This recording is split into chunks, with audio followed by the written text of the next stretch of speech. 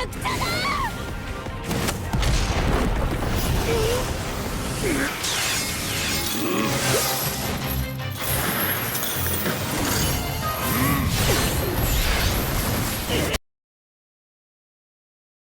guys, selamat datang kembali ke dalam pembahasan alur cerita.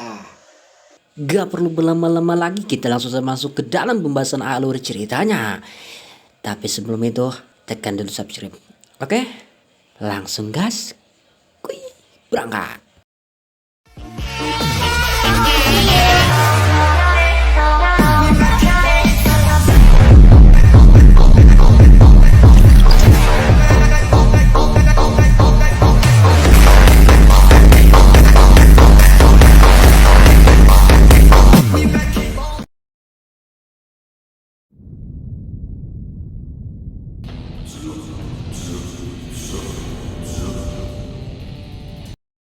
Cerita berlanjut dengan para drifters yang mencium akan adanya pertempuran berdarah yang menghampiri mereka dan dirasakan Toya seperti perang Sekigahara. Para N sangat bersemangat menuju bangunan tua para drifters. Tentu mereka sangat menyukai akan sebuah pertumpahan darah, sehingga ketika salah satu elf terbangun, tiba-tiba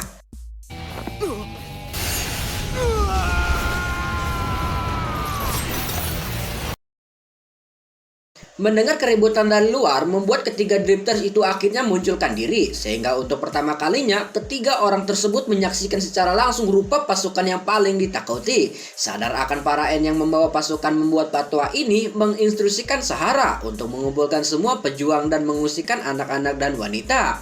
Ia berniat menghancurkan kavaleri mereka. Sementara Yoichi dan Toyo akan berhadapan dengan Jenny dan Gillis. Tidak perlu banyak bacot lagi, langsung saja pertarungannya akan apalagi coy, dimulai.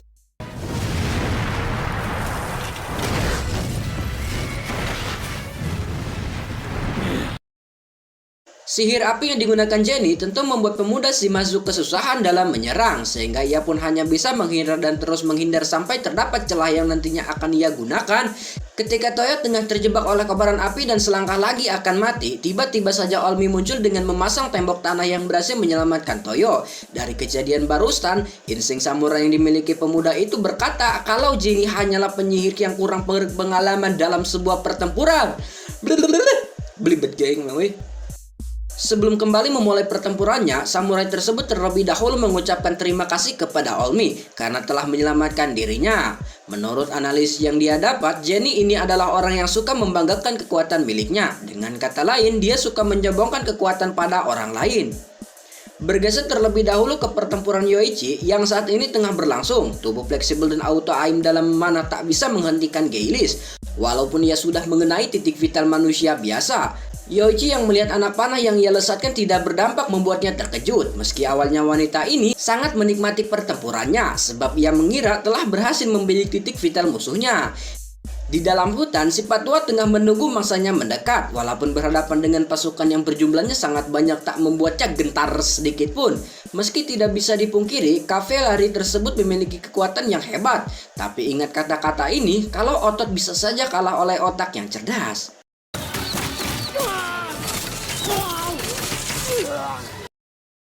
Dan ya, untuk saat ini kepintaran berhasil mengalahkan otot. Bahkan para elf sendiri dibuat takjub oleh taktik yang diperlihatkan Nobunaga. Patwa itu dapat dengan baik memanfaatkan keadaan sekitarnya untuk melenyapkan musuhnya. Walaupun pasukan yang dia bawa kalah jumlah. Sementara itu, Jenny tengah mengamuk mencari keberadaan Toyo. Manusia ini tak tanggung-tanggung membakar semua wilayah hanya untuk menemukan pemuda itu. Hingga akhirnya Toyo pun memperlihatkan batang lehernya dan tentu dengan segudang rencana yang berceceran. Pemuda itu membiarkan dirinya terjebak dalam kobaran api yang diciptakan Jenny. Bahkan ia dengan sengajanya menyuruh Olmi membangun sebuah dinding tempat di belakang tubuhnya. Tapi siapa sangka ketika Jenny tengah dalam kebingungan, ia harus dibuat terkejut atas tindakan pemuda itu yang memanfaatkan daya lempar untuk menyelesaikan pertempuran dalam satu serangan.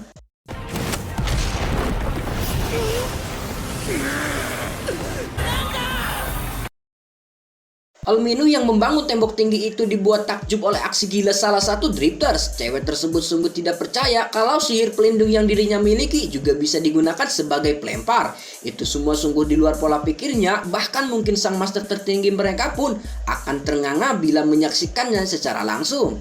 Jenny terlempar ke dalam sebuah sumur yang bersihkan air. Ciwi tersebut merasakan dinginnya cairan bening yang selama ini dia rindukan.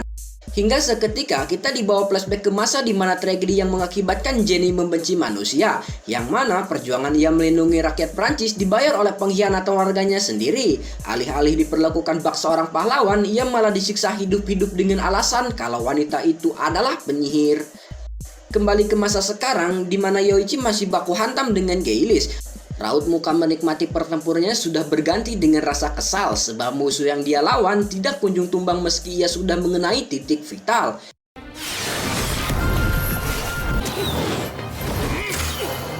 Ciwi tersebut kembali dibuat menganga oleh ketahanan tubuh milik Geilis. Ia sungguh bingung tubuh macam apa yang saat ini dirinya lawan, sebab anak panah yang saat ini telah bersarang di tubuh musuhnya itu tidak sedikit pun mengurangi pergerakannya. Yoichi yang menyaksikan itu semua sempat mengira kalau Geilis adalah seorang psikopat berdarah dingin. Tapi setelah menyaksikan sekali lagi aksinya gagal membunuh pemuda di hadapannya, yang bahkan salah satu anak panahnya berhasil menembus mata Geilis, seketika cewek itu pun meyakini kalau ia telah berhadapan dengan seorang psikopat. Keterkejutan Yoichi dimanfaatkan oleh Geilis untuk mengaitkan rantai miliknya kepada leher cewek tersebut. Nobunaga yang menyaksikannya seketika panik dan langsung menyuruh Faraev melesatkan anak panah mereka. Namun upaya yang dilakukan Patwa itu tidak membuahkan hasil sedikit pun. Tapi ia tetap menyuruh Faraev melesatkan anak panahnya. Hingga di saat Nobunaga tengah frustasi oleh usahanya yang selalu gagal, ia harus dikejutkan oleh sebuah kereta kuda yang membawa para drifters. Kedatangan tamu yang tak diduga membuat Geilis melepaskan Yoichi. Sementara itu salah satu drifters mengeluarkan senjata api bertipe berat dan langsung mengarahkannya kepada Geilis.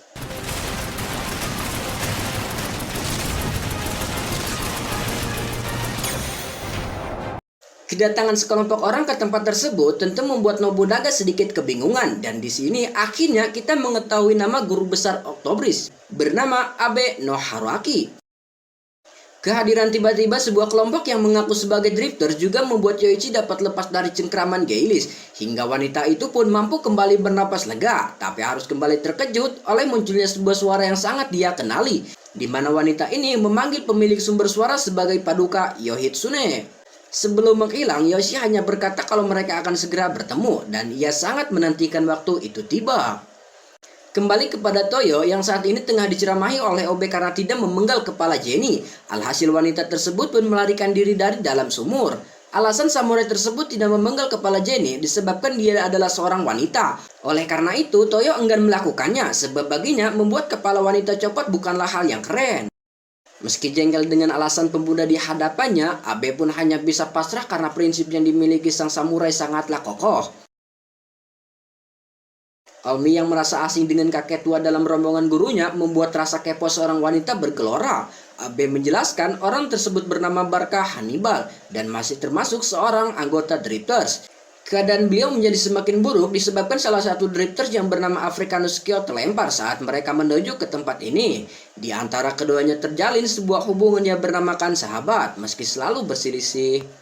Sedangkan di dalam hutan, orang yang bernama Scipio tengah menyusuri sebuah jejak yang ia percayai akan membuatnya keluar. Patwa itu berharap kalau jejak yang ia ikuti menuju kepada sebuah rumah atau perdesaan.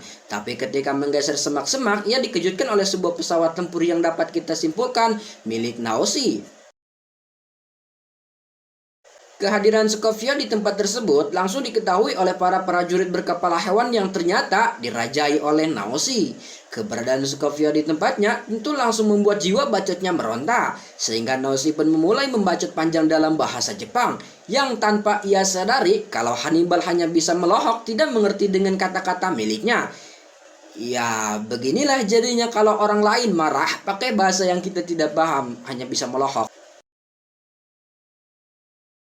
Secara spontan, Sokovia mengatakan Roma dan berhasil membuat Naoshi terdiam memikirkan kata-kata tersebut. Hingga pilot itu pun kepikiran negara Italia yang seketika membuat Naoshi menjabat tangan Patwa itu.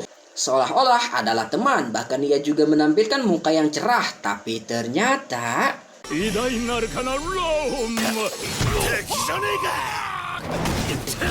なんだ敵じゃねえか Kita kembali kepada Nobunaga yang tengah menemukan mainan baru atau lebih tepatnya diberikan sebuah benda yang sangat bapak tua itu sukai, yaitu sebuah besi hitam yang dapat meluncurkan timah panas. Sang koboi tidak mempunyai peluru untuk senjata tersebut sebab semua penelitian yang dilakukan Abe tidak membuahkan hasil karena susahnya mencari bubuk musiu.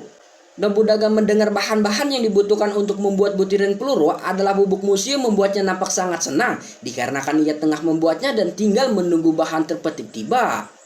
Dan akhirnya tidak berapa lama kereta yang membawa bahan penting dalam pembuatan peluru dan bahan peledak akhirnya tiba dengan selamat. Namun sayangnya tidak ada pandai besi yang bisa menempa sebaik suku Dwarf. Sehingga untuk mewujudkan keinginan mereka membangun senjata secara massal, Toya pun berniat menyerang benteng yang menahan suku tersebut.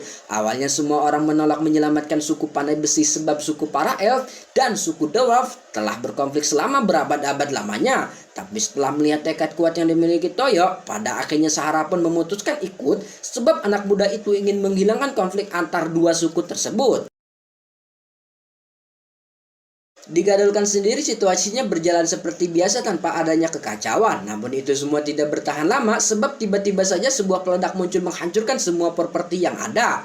Para penjaga harus dibuat kocar-kacir oleh serangan kombinasi para elf yang diinstruksikan Nobunaga.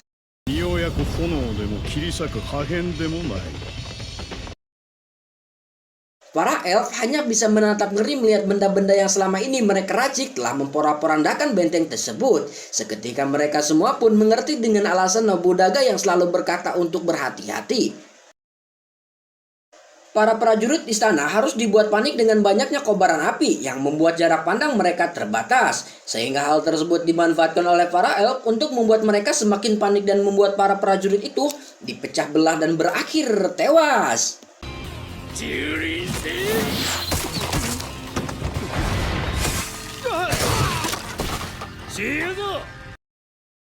Sadar dengan situasi pertempuran yang tidak berpihak kepada mereka, Benteng Gadolkan akhirnya menurunkan prajurit elit mereka yang berdiri dari pasukan berjira lengkap. Sadar dengan situasi pertempuran yang tidak berpihak kepada mereka, Benteng Gadolkan akhirnya menurunkan prajurit elit mereka yang terdiri dari pasukan berjirah lengkap. Namun sayangnya, niatan untuk membalikan keadaan dengan menurunkan pasukan tersebut seketika buyar. Sebab otak pintar yang dimiliki pemuda Shimazu mampu mengalahkan mereka semua. Bahkan Olminu dan Nobunaga ikut kagum. Di mana Toyo meminta Olminu mengurung pasukan tersebut menggunakan sihir benteng miliknya. Dan akhirnya...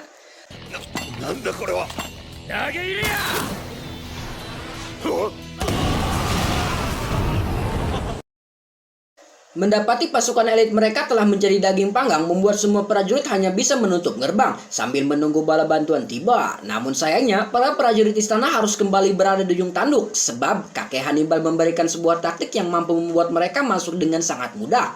Di mana kakek itu menyuruh membangun sebuah tangga dengan memanfaatkan kemampuan Olminu yang seketika mengejutkan Nobunaga. Berhasil menemukan para sandera, bukannya segera keluar, Toyo malah menginstruksikan semua orang untuk berpesta menyantap bahan pangan yang dia dapat dari gudang penyimpanan. Sementara itu semua prajurit nampak bingung dan tengah menebak-nebak alasan para drifters berhenti bergerak. Yang mereka lihat hanya ada sebuah kepulan asap. Tidak hanya pola pikir prajurit istana saja yang bingung, Nobunaga juga nampak keheranan sehingga ia pun dengan cepat menanyakannya dan berakhir dengan patwa itu yang meminta sop buntut.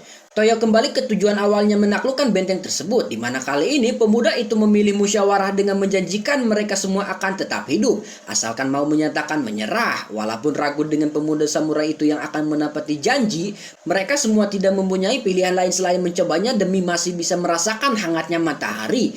Tapi nampaknya Toya Shimazu tidak 100% baik, di mana ia hanya meloloskan para bawahan, sementara sang komandan harus puas menjadi penghuni kastil tersebut selama-lamanya.